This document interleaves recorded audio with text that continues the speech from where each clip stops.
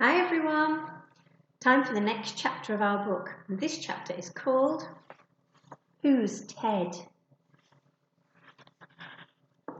As soon as we got back to the den, we sat down and forced ourselves to drink a cup of cold tea because Zach said that his mum and Gran always have a cup of tea when they get bad news and that it helps.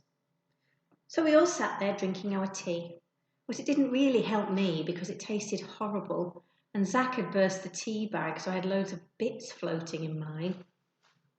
Then Jodie got up and turned over the bucket she'd been sitting on and took out a food ration bag and started eating a granola bar really quickly. Zach said, "Hey, I thought we weren't allowed to do that."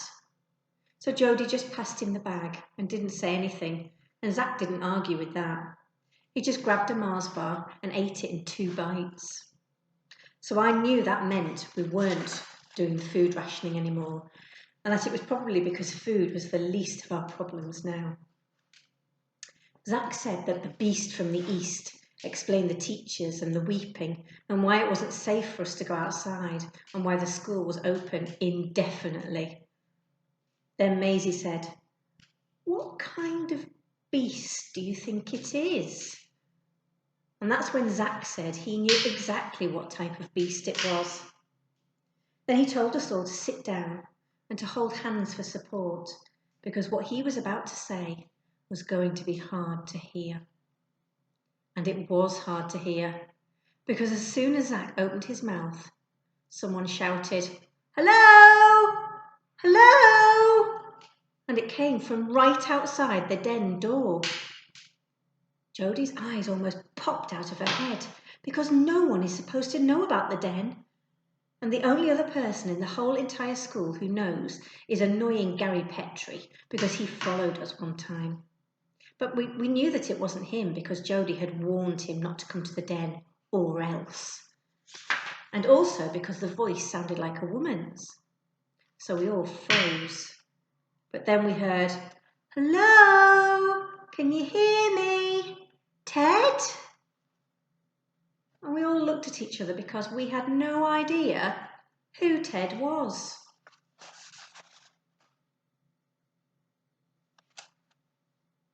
And then the voice said, "Good, this is the only place I can get reception in this whole building."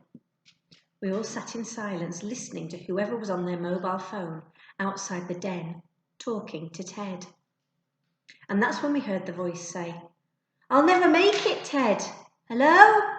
Can you hear me? Ted? I said, the beast from the east has arrived. I'll never make it. I'm sorry." Then we heard footsteps walk away, so we knew that we were alone again. And also that the beast from the east had arrived. Then Zach gulped and said, "Are you ready for this?" And Jodie said, "Yes," and I nodded.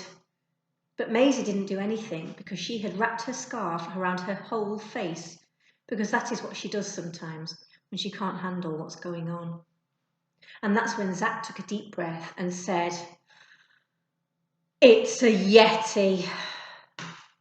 I was very glad that Maisie had been wearing the scarf when Zach told us about the Yeti, because she screamed so loud that I still had to cover my ears. Jodie looked at me and I looked at her, because even though almost 2 whole minutes had passed since Zach told us about the Yeti, we were still both in a bit of shock.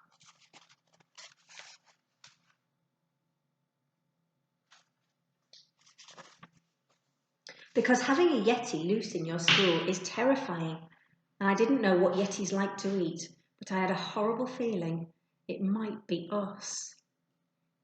Maisie made a little gap in her face scarf for her mouth, and she whimpered, "Not a Yeti, please, anything but a Yeti."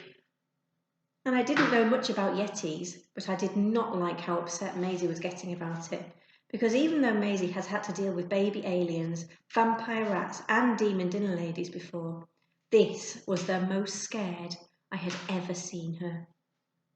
Jodie grabbed the whiteboard and pen and looked at Zach with her serious face and said, "We don't have much time. Tell me everything you know about Yetis. Go!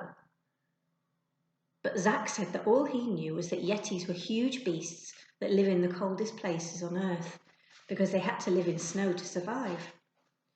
So Jodie said, "But how do we stop one?" And Zack just sort of looked down at his shoes and didn't say anything. And Jodie said, "Oh." And then she looked down at her shoes too. And I wasn't sure why everyone was looking down at their shoes and not speaking, so I said, "Zack, how do you stop a Yeti?" And that's when Maisie said, "You don't."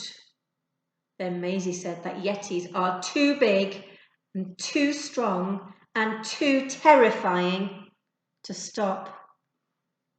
And that's when Jodie got up and put her coat on and said that we had to try and that there must be some way to stop a Yeti and that we needed to find out more. But Zack said that we didn't stand a chance against a Yeti and that it was too dangerous to go outside and that we should just eat our rations and lock ourselves inside the den until the army came and captured the Yeti. And Maisie nodded her head loads, or at least it looked like that was what she was doing because it was hard to tell with the scarf still wrapped around her head. But then Jodie said that obviously the army weren't coming because everyone was snowed in and that it was up to us. And then she unwrapped Maisie's head and said, "Maisie, you know about Yetis, don't you?" And Maisie nodded really slowly. And Jodie said, "Did you read about them in the library?" And Maisie nodded that she had. And Jodie said that we needed to get to the library ASAP to find out more about Yetis. But then Zack said that whoever had been outside the door had said that the beast from the east was here and that we couldn't be sure it hadn't smashed down the school gates and wasn't loose in the playground by now. So I said that that didn't matter because we were only going to the library and we weren't going outside. And as soon as I said it, I remembered that the library isn't actually in the school just now because the library is being refurbished, which means that we're getting an even bigger and better library. And Mrs. Bottery has set up a temporary library and a porter cabin in the playground. Then Jodie said, "We need to get our hands on that book. It's our only chance of survival." And then she stood up and started wrapping her scarf around her face, just like Maisie had. And I knew Jodie wasn't making a face scarf because she was scared.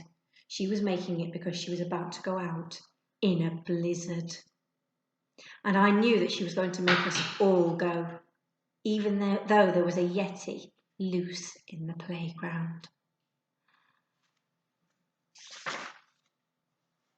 To find out what happens next and if she survives the Yeti in the playground in the next chapter. The next chapter's called Buckle Up, People. See you next time. Bye.